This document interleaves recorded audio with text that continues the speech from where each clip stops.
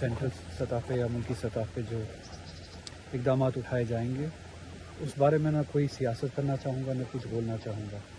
और government of India को ये चाहिए कि जिस तरह से भी जैसे भी मुमकिन हो कल्प्रिट्स को जस्टिस तक पहुँचाए और इंसाफ हो उनके साथ जो कत्ल हुए, जो बेगुनाह कत्ल हुए इसमें। साथ में ये ख्याल रखना चाहिए कि जब हम जो मुजरिम है इस साने के, जो दहशतगर्द है, उनको सज़ा दे, उनको ढूंढे। मुजरिमों को सज़ा देते हुए हम किसी बेगुनाह को खुदा न खास्ता इस चपेट में ना डालें।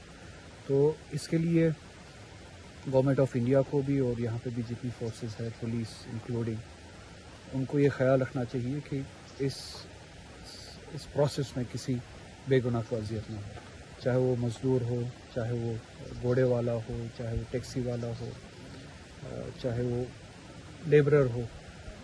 कोई भी बेगुनाह खुदा न खास्ता एक भी बेगुनाह अगर इस चपेट में आता है तो वो सारे जस्टिस के आइडिया को डिफीट करता है।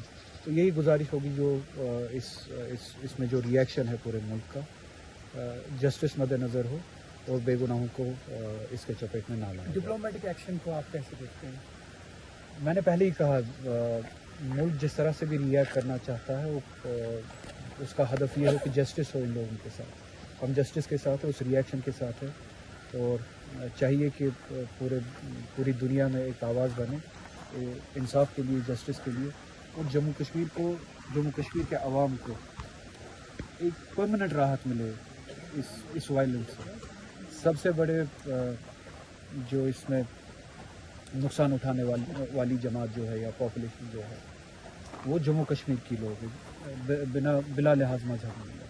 तो हम ही विक्टिम्स हैं। हम ही चाहते हैं कि अगर पीस जो है, पीस के लिए रास्ते ढूंढे जाते हैं, जिस तरह से भी जस्टिस करके एक परमानेंट पीस इस खित्ते में, जम्मू कश्मीर में, उसके बेनिफिशरी भी यहाँ के लोग ही होंगे।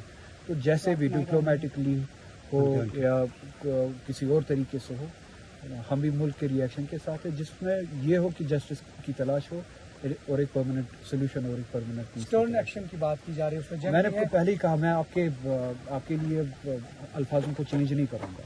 जो भी एक्शन जैसे भी लेना हो, जो भी एक्शन लेना हो, जिसका हदफ जस्टिस हो, हम उस एक्शन के साथ। उमर अब्दुल्ला ने कल कहा कि अभी हम स्टेटहुड पे बात नहीं करेंगे।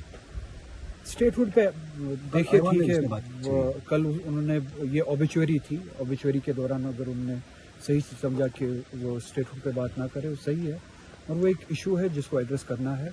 ऑबिचुअरी और स्टेटहुड का आपस में कोई लेना देना नहीं था। शुक्रिया।